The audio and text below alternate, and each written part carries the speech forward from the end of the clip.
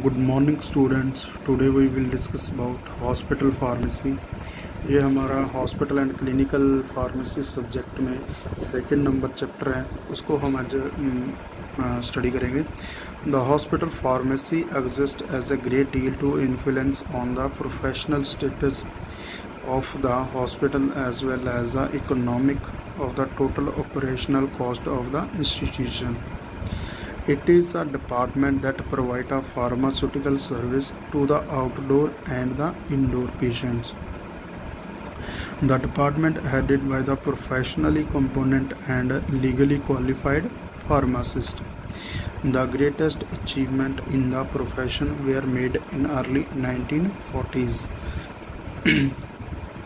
देखिए स्टूडेंट्स, इसमें बताया गया जो हॉस्पिटल फार्मेसी है वो जो अंदर एडमिट पेशेंट्स हैं उनको मतलब देख रेख के लिए, उनको मेडिसिन के लिए देखिए रखा जाता है, और जो बाहरला पेशेंट है, आउटडोर पेशेंट, उनको मेडिसिन देने के लिए, और वो जो मतलब प्रोफेशनली और क्वालिफाइड फार्मासिस्ट के through. The prime object of the hospital pharmacist service is to provide safe and effective medicines to all patients attending the hospital or the clinic. The service must be safe, efficient and economical. मतलब जो भी service दी जा रही है वो economical है और safe होनी चाहिए। ड्रग राइट एंड वे ਦੇ ਵਿੱਚ ਦਿੱਤੀ ਜਾਵੇ। American society of hospital pharmacist was formed in 1942.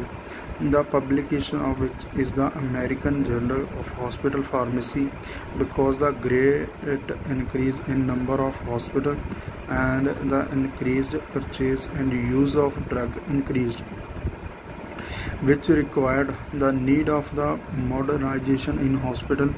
The hospital administration realized that only trained pharmaceutical personnel are capable of storing, handling and pricing, dispensing such products.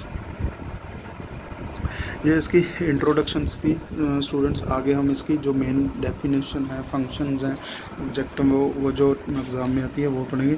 Hospital pharmacy की definition ये है: hospital pharmacy receive drugs and medicine and professional supply store them, dispense them inpatient and outpatient, and may have the manufacturing extension to manufacture pharmaceutical and parenteral in bulk.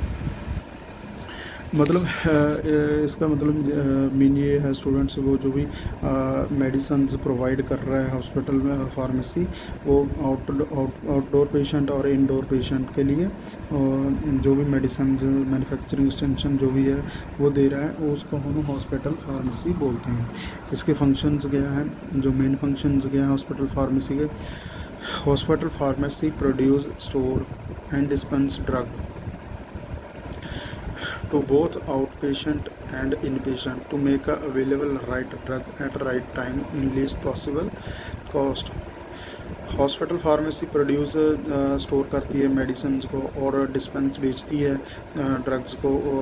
जो medicine रखी है, जो मतलब बाहर का patient है, जो अंदर का पेशेंट है, दोनों के लिए। और राइट ड्रग मतलब सही ड्रग, सेफ ड्रग, और राइट टाइम पे, और at least possible cost, minimum cost जो इकोनॉमिकल कॉस्ट हुआ जो बाय कर सके पेशेंट।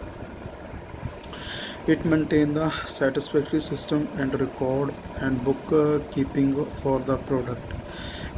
मतलब मेंटेन रखता है रिकॉर्ड को और बुक कीपिंग को, प्रोडक्ट्स जो है, जो कैसे है, कौन सी मैन्युफैक्चरिंग है, कौन सी अब उसकी एक्सपायरी है, ये सब कुछ उसमें दिया जाता है।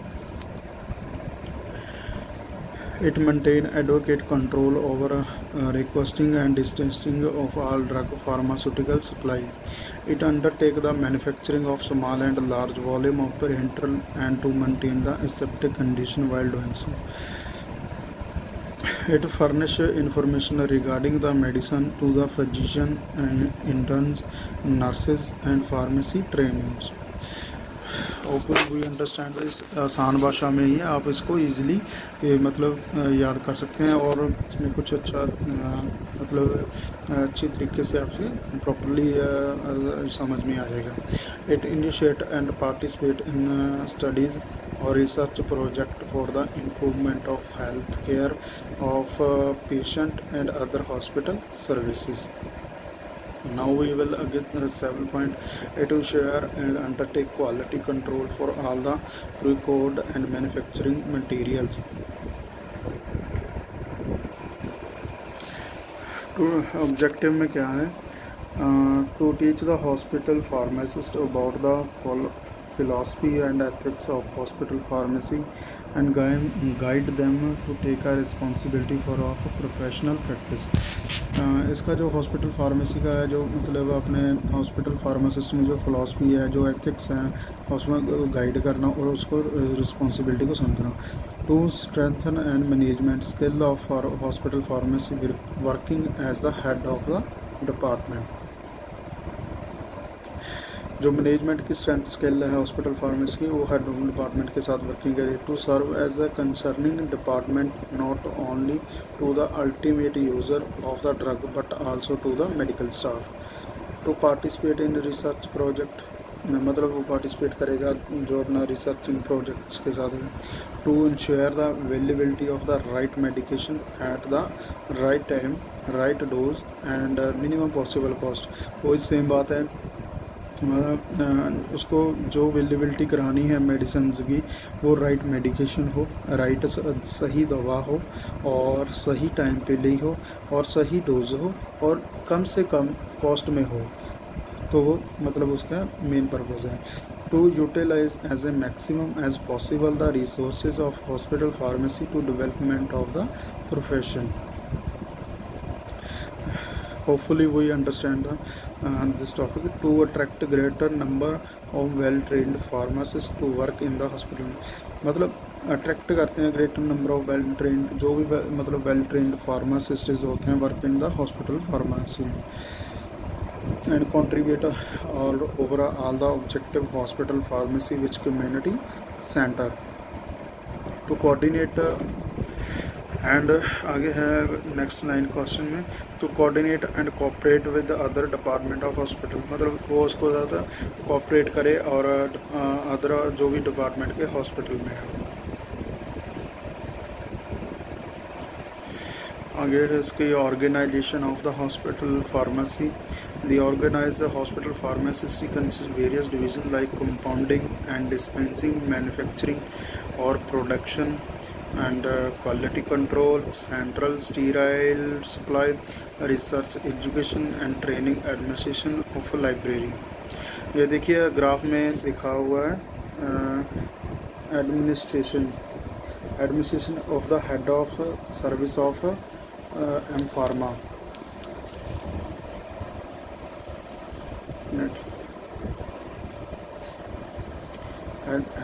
सर्विस ऑफ फार्मा, और आगे है डिस्पेंसिंग ऑफ केमिस्ट में डी फार्मा, और मैन्युफैक्चरिंग फार्मासिस्ट में एम फार्मा फार्मासिस्ट दिया गया है, और क्लिनिकल फार्मासिस्ट में दिया गया है B pharma, quality control pharmacist में M pharma analytical chemistry. Okay, आगे इन पेशेंट और आउट पेशेंट दोनों में डी फार्मा, और मैन्युफैक्चरिंग में IV fluid B pharma, M pharma चल जाएगा बीएससी माइक्रो, अदर मैन्युफैक्चरिंग सार्स बी फार्मा, और मेडिकल स्टोर्स में बी फार्मा। ठीक है स्टूडेंट्स, ये आपको ओवरऑल मतलब अच्छे तरीके से समझ आ जाएगा। आगे है location and layout of hospital pharmacy.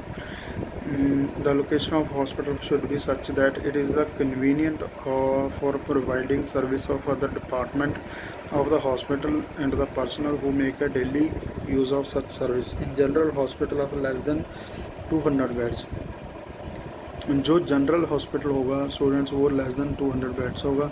The pharmacy should be located on the first floor, pharmacy जो होगी वो लोकेट करेगी first floor on the centre of near outdoor patient department. जो भी मतलब बाहरला जो पेशेंट है वो मेडिसिन जो आउटडोर पेशेंट दिया गया है ना, वो मतलब बाहर से मेडिसिन ले जा सके। ऐसी जगह पे होना चाहिए। They will increase the efficient and reduce the man hour of work. In majority hospital pharmacy serving inpatient and outpatient facility is provided। आगे देखिए, इसमें दिया गया फ्लोर स्पेस रिक्वायरमेंट में क्या क्या है। Area in square foot 50 beds में, 100 बेड्स में, 200 बेड्स में। कंपाउंडिंग एंड डिस्पेंसिंग लेबॉर्ट्री में 205 बेड्स चाहिए, तो 100 बेड 320 और 495। पेरेंटल लेबॉर्ट्री दी है स्टोर रूम में, और manufacturing laboratory, office and library circulation. The department are so laid to out of there the continuous flow of men and material. Outpatient pharmacy must pleasant look and must have enough space of sitting. The patient space must be signed for the creative manufacturing preparation which can be processed of profitable. For example, stock solution, bulk powder, जैसे भी मतलब हमारे stock solution रखे जाते हैं, जो bulk powder हैं वहाँ पे रखे जाएंगे। मैन्युफैक्चरिंग रूम में can be adjacent to the pharmacy, additional storage and approximately 170 square foot का होगा। उसमें 100 bed is provided for bulk storage and area directly for pharmacy and separated from the main hospital of store room. यहाँ पे दिया गया है the floor space area pharmacy manufacturing should confirm schedule and drug cosmetic act and rules 1945। Medical stores दिया गया है। आई fluid receive करेगा pharmacy, quality control, other manufacturing service, inpatient और आउटपेशेंट।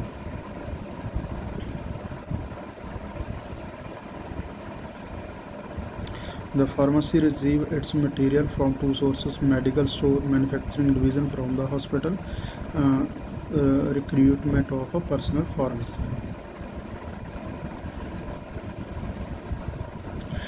And आगे इसकी requirements क्या हैं पर्सनल फॉर फार्मेसी की।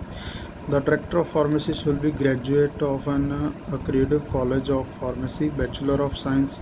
मतलब जो रिक्वायरमेंट्स हैं वो एटलीस्ट ग्रेजुएट हो फार्मेसी में, जब बैचलर ऑफ साइंस में हो, and with at least 1 year experience of in hospital pharmacy, मतलब उसका 1 ईयर का experience of hospital pharmacy. He shall have educate number of assistant who are licensed pharmacy to supply highest quality pharmaceutical service. ठीक है। Director of pharmacy, 1 और more assistant for director of pharmacy, staff pharmacist, resident, personal trained और non professionally like technician, helper and secretarial personnel. The director of pharmacy should have completed 3-year course, but it does not have a BSc degree. He should have a 5-year experience in hospital of pharmacy. जो BSc degree होगा उसको 5 year का experience होगा।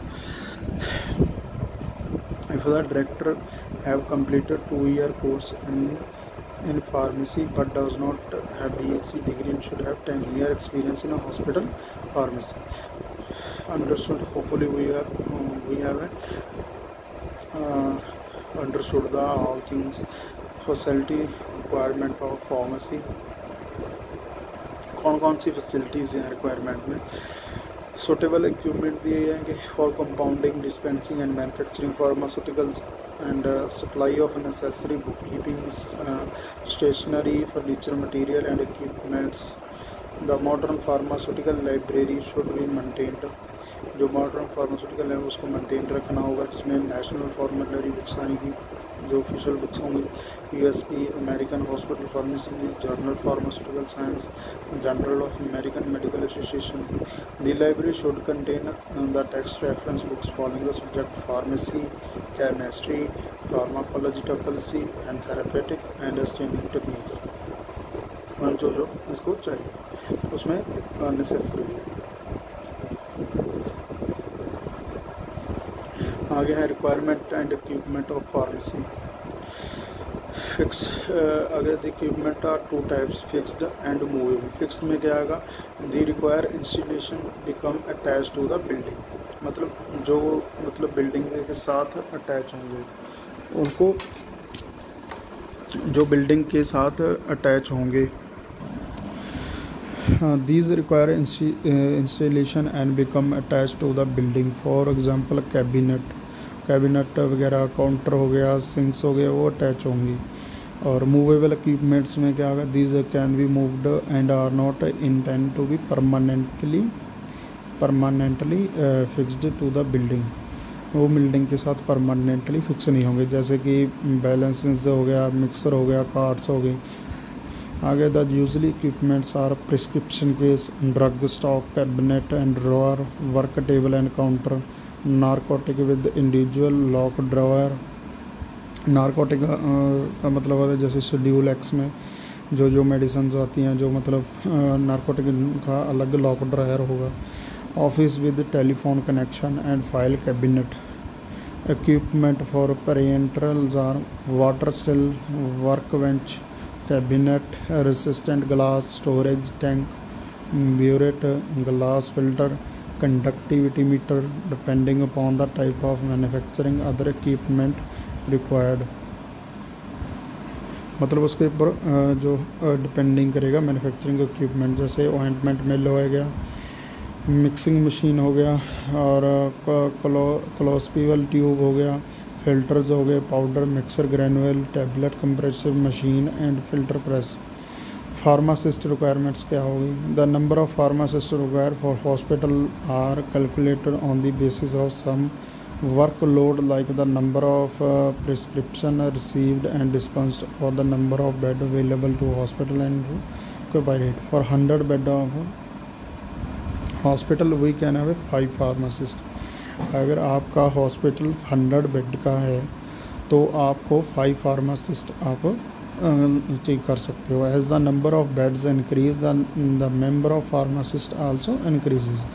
मतलब we understand no, मतलब mean क्या बना इसका, अगर आपके बेड ज़्यादा होंगे तो आपके फार्मासिस्ट भी इंक्रीज होंगे। The following pattern are below pharmacist. जैसे फार्मासिस्ट रिक्वायरमेंट्स दी गई हैं।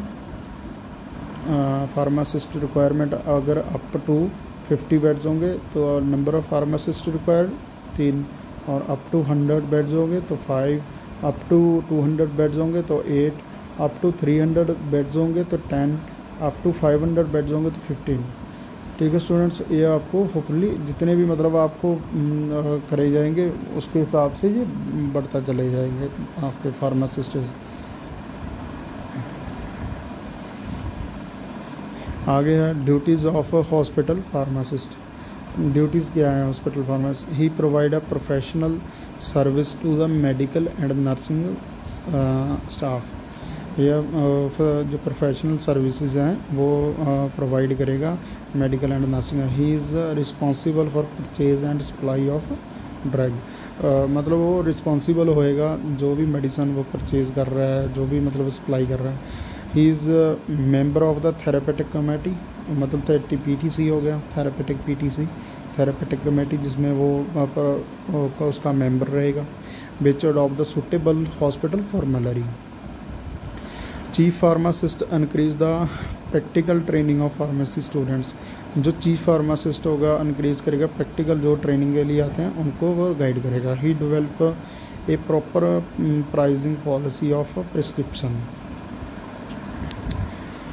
आगे आ गया ability required to hospital pharmacist, administration and managerial ability to plan and integrate the pharmacy policies from budgeting, staff control, maintenance of record and preparation of the reports. He coordinates the pharmacy activity with the medical and nursing service of the hospital. He is the responsible for training and development of pharmacy personnel. He organizes the schedule the work of pharmacy personnel. आगे है manufacturing abilities. He must be able to develop and conduct the pharmaceutical manufacturing program. He must be able to provide the drug in a relatively low cost by the manufacturing in bulk quantity. He must be able to prepare the supply the required form of drug which may not be commercially available. Perfect knowledge होनी चाहिए उस drug and its action. He must be perfect knowledge of drug regarding chemistry, pharmacology, toxic effect, route and administration and other information. He must be able not only control quality drugs but also control the distribution of drug throughout the hospital. He must adequately control the property of selecting and manufacturing of drugs. Researchability, he should help with medical research on the drugs. Hopefully we are understand the बिल्कुल clearly लिखा हुआ है, कोई भी इसमें कोई ऐसी बात नहीं है जो हमको ना पता हो। अगर फिर भी कोई दिक्कत आई तो then contact me and call me. And to improve its usefulness and to develop method of the presentation and stability, to improve the therapeutic effectiveness of to develop the various bases of vehicle for improving the absorption and active ingredient of internal and external preparation। Fifth है teaching ability में, he must to be able carry to continuous training program me for trainee and staff pharmacist, मतलब वो continuously training program देगा और staff pharmacist को। Chief pharmacist should maintain liaison and academic institution which student come from the practical training and submit a report at the end of the training period. ठीक है students, ये था हमारा hospital pharmacy chapter जो हमने कर लिया है। सो आप इसको ब्रीफ में जो कोई भी आपको दिक्कत आए तो मुझे कांटेक्ट कर लेना, मैं आपको क्लियरली करवा दूँगा। वैसे भी इसमें है कुछ नहीं इतना। इसके हॉस्पिटल की डेफिनेशन याद करना, फंक्शन करना, ऑब्जेक्टिव्स करना, हॉस्पिटल फार्मेसी का जो नीट एंड लेआउट डायग्राम आता है वो उसको याद कर लेना, तो सभी इजीली हो जाएगा, कोई दिक्कत नहीं है। Okay, thank you.